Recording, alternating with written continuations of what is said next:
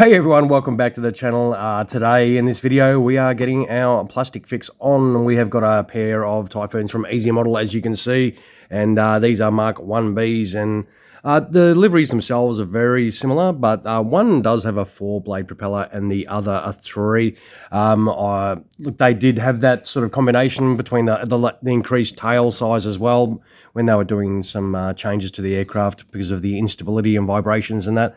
But they do look pretty cool. They are in the usual box, and they do have the usual offerings here of all the different aircraft. So we have one at the top, and we have one at the bottom, the MRZ. So what we'll do is we'll check out the 3-blade propeller one first, and see what this one is like. Now, this particular aircraft, though, is from 245 Squadron, and it's meant to be the CO's aircraft in 1945. Now, I could not find an actual image to match this particular aircraft, like the livery exactly. Either the tail band was a little bit of a different color or pattern, or the spinner was a different color. There were usually a few little differences in each image I could find, so I'm not sure how accurate the actual livery is.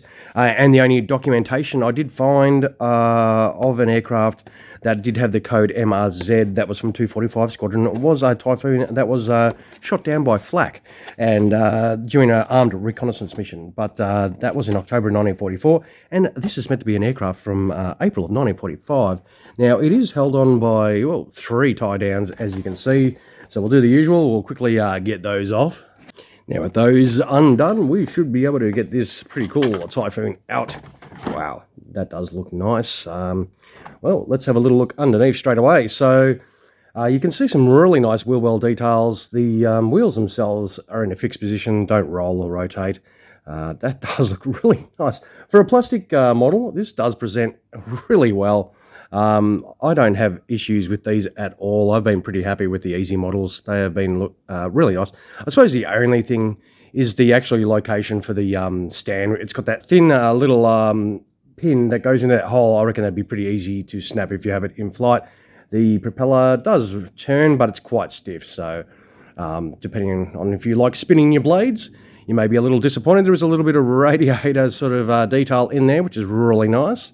Obviously, these ones, no pilot figures, but the application of the camouflage does look pretty cool. The panel lines themselves are really nice. I am, definitely really happy with this.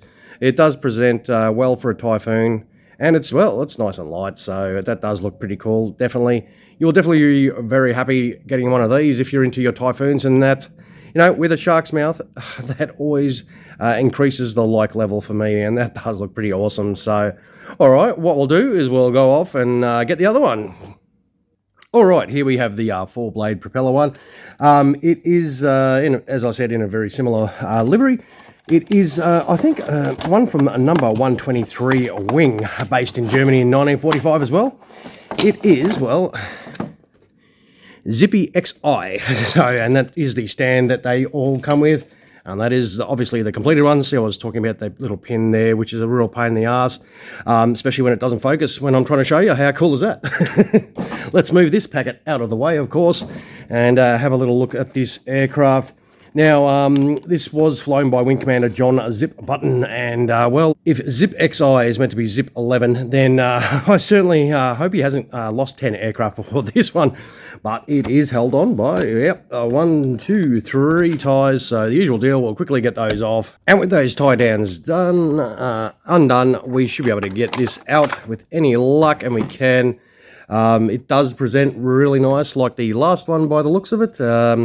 The camouflage scheme, I'll zoom in a little bit for you so you can see some of those lines a little bit easier. It does present so well for such a sort of a cheap model. They weren't expensive to buy though. These were generally around the $30 mark, $25 to $30 mark when I was buying them. I've had them for a little while, but probably about 12 months. But I just haven't got around to opening them all up. And as you can see, that 4-blade propeller, which it turns, but it doesn't spin freely. I like the black and white sort of combination on that blade.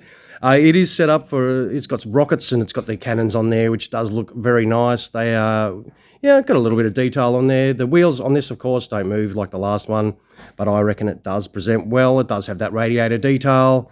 It does, yeah, it's a very, another fine looking one. And of course, if you do want to put them on the stands, you just whack it in that stand hole. There's that small pin in that stand hole, and such a high risk of breakage, I reckon.